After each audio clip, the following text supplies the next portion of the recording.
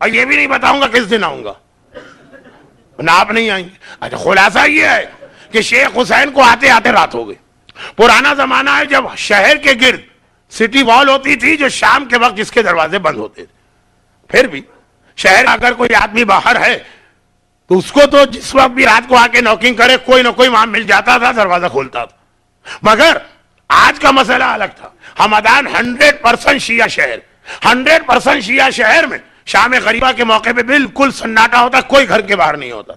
تھک چکے ہوتے لوگ، 10 دن کی عزاداری، شب عاشور جاگنا، عاشور کے پورے دن کے اعمال، حتیٰ یہ کہ پاکستان میں اور ہندوستان میں بھی مجلس شام غریبہ ٹی وی پہ آتی ہے، شیعہ حضرات کو تو دیکھنے کا موقع ہی نہیں ملتا، وہ سب اس وقت سو رہے ہوتے ہیں یا بہت زیادہ تھکے ہوئے ہوتے ہیں، دوسرے لوگ زیادہ دیکھتے ہیں۔ تو اب جب یہ آئے، اگر کوئی اور دن ہوتا تو شہر کا دروازہ بند ہونے کے بعد بھی ان کا نام سن کر کے یہ اپنا والا ہے کوئی کھول دے دروازہ، آج تو کوئی تھا ہی نہیں۔ اب یہ آئے نوک کر کر کے مرے جا رہے۔ بات سردی بہت زیادہ، ایران میں بھی جہاں گرمی ہے تو بہت زیادہ، سردی ہے تو بہت زیادہ۔ اب سردی سے کانپ بھی رہے ہیں، اس میں ساری چیزیں میں کیسے واضح کروں؟ عاشورے کا دن ہے، ننگے سر ننگے پیر ابا اتار کے اس حالت میں علماء جاتے ہیں، تو لباس ناکافی ہے، سردی بڑھ رہی ہے، نوک کر رہے پورا شہر، شام غریبہ کے بعد سو رہا ہے، کوئی جواب نہیں دیتا۔ اتنے میں 3-4 مرتبہ کی نوکنگ کے بعد علی حمدانی کی آواز ہے، یہی غنڈہ بدماش۔ کون ہے؟ کہا کہ میں شیخ حسین۔ اتنا پتا چل گیا شہر والا، اس نے دروازہ کھولا، سٹی گیٹ، یہ اندر داخل ہو۔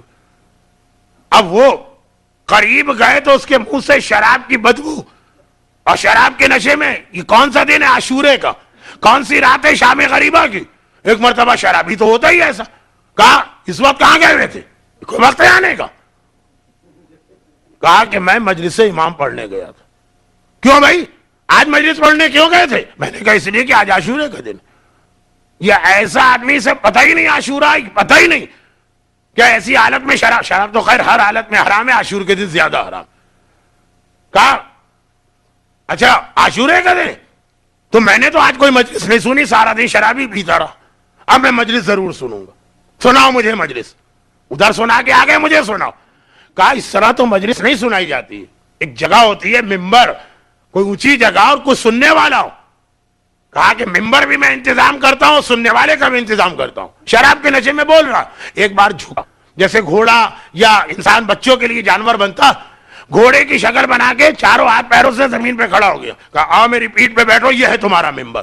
غدیر کا ممبر تو سنا تھا، لیکن حمدان کا یہ ممبر کہ شرابی اپنی کمر پہ بٹھا رہا، کہہ رہا یہ ہے ممبر، اور سننے والا میں ہوں، سن رہا ہوں، سنو۔ اب شیخ حسین اور غالباً ہر مومن کربلا کے واقعے میں ہم اور آپ فیصلہ تو نہیں کر سکتے، لیکن آقا حسین کو تو چھوڑے، باقی جو عقیدت اور جو محبت آقا عباس سے، اور خاص شام غریبہ تو سب سے زیادہ عباس یاد آتے رہے۔ عباس نہ ہوتے تو شام غریبہ کی کوئی مصیبت ہی نہ آتی۔ تو آپ جب اس کی پیٹھ پہ جا کے بیٹھے، اب بھول گئے کہ یہ شرابی ہے، شام غریبہ میں تھکا ہوا ہوں، کوئی سننے والا نہیں ہے، وہ بے اختیار مجلس پڑھو تو جناب عباس کی حالات شروع کر دی۔ ظالم سے ظالم، سنگدل سے سنگدل، خالی اتنا ہی عمل سن کر کہ مشق سکینہ کو بچانے کے لیے عباس نے کتنی کوششیں کی۔ بس ایک بار، اب شراب کے نشے میں بھی یہ ہوتا، وہ پھوٹ پھوٹ کے رونے لگا، اور جب ان کا بیان ختم ہوا کہا گھر جاؤ، یہ گھر آ گیا، اور شکر کرتے ہوئے گھر آئے، کیونکہ شرابی کے غصے سے ڈر تھا پتہ نہیں کیا نقصان پہنچا۔ اگلی صبح ایک عجیب خبر سارے شہر میں پھیل گئی، علی گندابی حمدان چھوڑ کے ہمیشہ کے لیے جا رہا، اور کہہ رہا ہے کہ میں نے سارے برے کاموں سے توبہ کی۔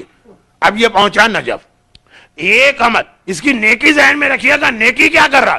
شوہر اور بیوی کے درمیان ذرا سا بھی کوئی بھی ٹینشن یا کوئی بھی ڈس سیٹسفیکشن نہ آنے پائے۔ یہ بہت بڑی چیز ہے کسی کی شادی شدہ زندگی کو بچانا۔ ہمارے یہاں خالی عورتیں ہی نہیں، مرد بھی کتنے ہیں جو بی جمالوں کا کام کرتے ہیں، کتنے گھر لوگوں نے توڑوائے، بنانے والا کوئی نہیں ہوگا۔ لیکن یہ کہ جیسا میں نے کہا موضوعات بہت زیادہ ہیں، تو اب آخری بات، چلا گیا نجف۔ ویسے مشکل بھی ہوتا اپنے شہر میں رہ کر ایسے آدمی کے لیے توبہ کرنا، مشکل بھی ہوتا۔ اچھا تہران تو بہت بڑا شہر، جنگل ہے، وہاں تو اگر ایک آدمی نے توبہ کی دوسرے محلے میں چلا گیا، کس کو کس کی خبر ہے؟ ہمدان چھوٹا شہر جہاں کل تک ایک نام چلتا تھا، ایک دہشت تھی، ایک ہیبت تھی، ایک خوف تھا، ہے بھی بڑی بات، اور ویسے بھی عقیدت پیدا ہو کہ بس اب مولا کے پاس جانا. مولا کے پاس گئے. نجف میں یہ زمانہ ہے آغائے بزرگ شیرازی کی مرجعیت کا. بڑی عظیم شخصیت ہے. حضرت امام خمینی کا جو ولایت فقیہ کا نظریہ، وہ ان کا تو نہیں ہے نا، قرآن اور حدیث سے ثابت. اتنے سارے مراجع کی تائید، اس میں ایک انتہائی اہم نام اور رول، خالی نام نہیں، رول آغائے شیرازی کا. یہ وہ آغائے بزرگ شیرازی ہیں جنہوں نے تمباکو حرام ہونے کا سیاسی فتویٰ دیا. سیاسی وہ نہیں جو اردو میں استعمال ہوتا، جو عربی میں آتا ہے لفظ سیاسی. معصومین کے لیے لقب آیا ہے وساست العباد زیارت جامعہ میں. وساسہ یعنی سیاسی. لیکن لوگ کہیں گے واہ دیکھیے نا امام کو بھی سیاسی بنا دیا، اس لیے کہ ہمیں عربی آتی نہیں. اچھا، اب سیاسی فتویٰ یعنی تمباکو حرام ہے، اس تجارت والے مسئلے، وہ والی شخصیت. میں زیادہ ان کے حالات نہیں بتا رہا. علماء کے حالات مجھے اتنے پسند ہیں کہ اگر میں ایک دفعہ بتاتا ہوں تو پھر بہتے ہی چلا جاتا ہوں. اب یہ سنیے کہ وہاں گئے آغائے بزرگ شیرازی کی مرجعیت. یہ وہی مرجع ہیں انہوں نے بعد میں دیکھا کہ اس وقت تک اسلام کی کوئی خدمت نہیں ہو سکتی جب تک کہ شیعہ اور سنی کے درمیان کے گیپ یا خلیج کو ختم نہ کیا جائے. چنانچہ مرجعیت کا ہیڈ کوارٹر نجف سے سامرہ منتقل کیا تھا. سامرہ جہاں روزے تو دو معصومین کے ہیں، شیعت ہے ہی نہیں، 0%. ان کی وجہ سے 2-4-5% لوگ پہنچے تھے. البتہ سامرہ کا مزید تذکرہ شب جمعہ اس لیے ہوگا کہ وہ 11ویں امام کی شہادت کی رات ہے اور سامرہ 11ویں امام کا شہر. بہرحال شیعہ اور سنی مسئلہ جب تک رہے گا مسلمان مار کھاتے رہیں گے. تو انہوں نے بعد میں ہیڈ کوارٹر، مرجعیت کا ہیڈ کوارٹر سامرہ منتقل کیا ابھی نجف میں. اور بڑی بھاری بھرکم شخصیت، عظیم ترین علماء اور مراجع میں سے ایک. کہا جاتا ہے کہ ہر 100 سال میں، یہ ہماری حدیث تو نہیں ہے، حدیث تو غیروں کی ہے، لیکن مشہور ہے کہ ہر 100 سال میں ایک شخصیت پیدا ہوتی ہے جو پورے 100 سال پہ راج کرتی. تو 14ویں صدی میں حضرت امام خمینی اور 13ویں صدی میں آغا شیرازی. بس یہ آخری جملے. آغا شیرازی کی مرجعیت نجف اشرف کے اندر وہ نماز جماعت پڑھاتے ہیں. اچھا، نجف میں مولا کے روزے کے باہر ایک قبرستان ہے وادی السلام. اس میں تو خیر ہر آدمی دفن ہو سکتا. پتہ نہیں ٹورنٹو میں کوئی ایسا قبرستان ہے کہ نہیں جو خاص صاحبان ایمان کا ہو. ہے. اچھا، تو بہت بڑی بات ہے، اس لیے کہ جو برکتیں اس وقت ملتی ہے جب چاروں طرف مومنین نے اس کا کہنا ہی کیا. خیر یہ بعد میں کسی موقع پر. اب آگے بڑھیے. وہ تو ایک قبرستان ہے. مولا کے روزے میں جو سہنچیاں، وہاں بھی قبریں، صحن میں بھی قبریں. لیکن جو مولا کی زری، خاص زری اور اس کے اطراف کا مخصوص علاقہ، اس میں ہر کس و ناکس دفن نہیں ہو سکتا. صرف بڑے بڑے علماء اور مراجع. صدام اور امثالہم، ان لوگوں کے آنے سے پہلے پورا کنٹرول ہی مرجع وقت کے پاس تھا نجف میں زری اور اطراف زری کا. مولا کے پہلو میں اس طرح دفن ہونا کہ یہ مولا ہے اور اس کے بالکل برابر قبر حضرت آدم اور نوح، یا 2 انبیاء کو یہ شرف ملا اور یا چند خاص بندگان خدا کو.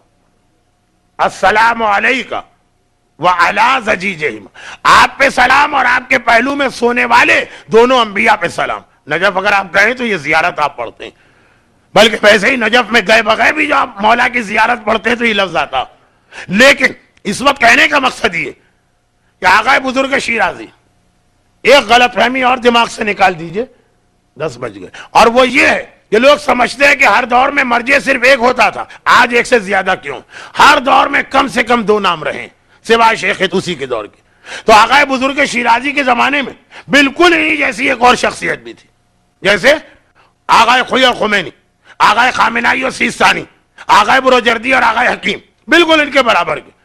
ایک دن آغا بزرگ شیرازی مغرب کی نماز پڑھانے حرم میں آ رہے ہیں، اور یہ علی گندابی جو توبہ کر کے آیا تو پہلے صف میں نماز پڑھتا. یہ یہاں کوئی کام نہیں کرتا ہے، خالی ابھی زیادہ عرصہ نہیں ہوا ہے. آغا بزرگ شیرازی آ رہے ہیں، یہ اچانک اور راستے میں وہ جو دوسرے ان کے برابر کے مرجع، جیسے مثلا امام خمینی کا انتقال پہلے ہوا تو مثلا آغا خوئی اور خمینی ایک شہر میں ہو، امام خمینی کا انتقال ہو، کوئی دوڑ کے آغا خوئی کو بتائے آقا بزرگ شیرازی کو بتایا اور مرجے کا انتقال ہو گیا، ان کے بیٹے نے، مرجے کے بیٹے نے۔ اچھا اسلام میں حکم ہے کہ دفن جلد از جلد کرو، چنانچہ انہوں نے گھر والوں سے کہا تم غسل اور کفن کی تیاری کرو اور میں دفن کا انتظام کراتا ہوں۔ آئے مصلی پر، مغرب کی نماز شروع کرنے سے پہلے قبر کھودنے والے سے کہا کہ مولا کی زری کے بالکل برابر جو ایک جگہ خالی، اتنا عظیم مرجع مرا ان کو وہاں دفن کرنا، قبر تیار کرو۔ مغرب کی نماز ہوئی، درمیان میں کچھ تعقیبات ہوئے، عشاء کی نماز ہوئی۔ عشاء کی نماز ختم کرنے کے بعد جب زیارت وغیرہ جو بھی وہاں کا طریقہ ہے جو ہو گئی تعقیبات، اب آقا بزرگ شیرازی کھڑے ہوئے اور کہا کہ ہمیں ان مرحوم مرجع کے گھر میں جا کے تعزیت بھی دینا اور پھر جنازے کے ساتھ یہاں پہ آنا۔ یہاں علماء کی بات نہیں ہو رہی، اس کو سمجھیے آقا بروجردی اور آقا حکیم، اس کو سمجھیے آقا خوئی اور آقا خمینی۔ یہ کہے کہ کھڑے ہوئے اور چلنے والے تھے کہ ایک دم سے دوڑا دوڑا وہی بیٹا آ گیا ان کا، کہا کہ نہیں وہ ایک دھوکہ اور غلط فہمی ہوا۔ پہلے زمانے میں ایک بیماری تھی سکتہ، یعنی ہارٹ بیٹ اتنی سلو ہو جاتی تھی، گھر والے سمجھتے تھے مر گئے۔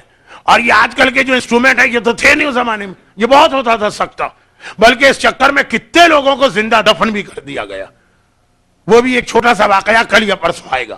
اب وہ آئے دوڑے دوڑے، کہا کہ شکر ہے خدا کا ہمارے بابا زندہ، سکتہ ہو گیا تھا اور پتہ نہیں کیوں، شاید کوئی گرم پانی کا اثر ہو کہ کیا، عموماً سکتے کے مریض جب غسل میت دیتے ہیں تب دوبارہ ان میں ایک زندگی آتی۔ اکثر غسل خانوں میں سے لوگ دوڑ کے باہر نکلتے ہیں نا، مردہ زندہ ہو گیا، مردہ زندہ ہو گیا، اور ساری زندگی اس سے ڈرتے رہتے ہیں۔ لیکن یہ پاکستان ہے، یہ ہندوستان جہاں ہندوؤں نے چڑیل اور بھوت اور پریت کا تصور ہم کو دیا، وہ نجف ہے جہاں پتا ہے کہ مردہ زندہ نہیں ہوتا ہے، اور اگر زندہ ہوا بھی ہے تو کوئی بھوت بھوت نجف میں نہیں آ سکتا۔ خیر، تو اب گھر والے مبارکباد دے رہے، یہ دوڑا دوڑا آیا، کہا کہ آقا بزرگ شیرازی سے آپ زحمت نہ کریں، ہمارے بابا جو ہیں اس وقت خیریت سے کمزور بہت ہیں، کل صبح آئیے گا۔ اور آقا بزرگ شیرازی اب اپنے مصلی پر کھڑے ہیں، چلنا جاتے ہیں، ایک دم شور ہوا، ان کے بالکل پیچھے علی گندابی بیٹھا ہوا تسبیح پڑھ رہا تھا، اچانک ہاتھ پھیل ہوا، وہیں پہ گر گیا۔ ادھر وہ گرا، ادھر گورکن نے کہا کہ قبر تیار ہو گئی ہے، کیا کروں؟ کہا اچھا اسی کو دفن کر دو، یہ آدمی زندہ ابھی ابھی مرا ہے اور یہ پہلی سب کا نمازی ہے، قبر تو کھد چکی ہے، اس کو دفن کر دو۔ آج تک لوگ رش کرتے ہیں مولائے کائنات کی زری کے اتنا قریب، بڑے بڑے مراجع کو دفن ہونے کا موقع نہیں ملتا ہے، اور ایک غنڈا شرابی، عاشور کے دن شراب پینے والا جواری، ایک گینگسٹر، اور اللہ اللہ اس رتبے پہ پہنچا کہ آقا بزرگ شیرازی نے اس کی نماز جنازہ پڑھائی، آقا بزرگ شیرازی کے حکم سے مولا کی زری کے بالکل برابر ملا ہوا یہ دفن کیا گیا۔ مگر ایسے ہی اللہ کسی کو رتبہ نہیں دیتا، ایک نیکی زندگی بھر کرتا رہا تھا جس کے طفیل وہ رتبہ ملا جو بڑے بڑے علماء کو نہیں مل رہا۔ اور آج ٹورنٹو کے ماحول میں اپنے بچوں اور جوانوں کو آپ کو یہ سکھانا ہے، اس لیے کہ یہاں سب سے پہلے آنکھ اور دماغ کی طہارت کو نکالا جا رہا ہے۔ البتہ نیکی یہ تھی، ظاہری اعتبار سے باب الحوائج حضرت عباس کے مصائب سبب بنے کہ کنورژن ہو گیا، کہ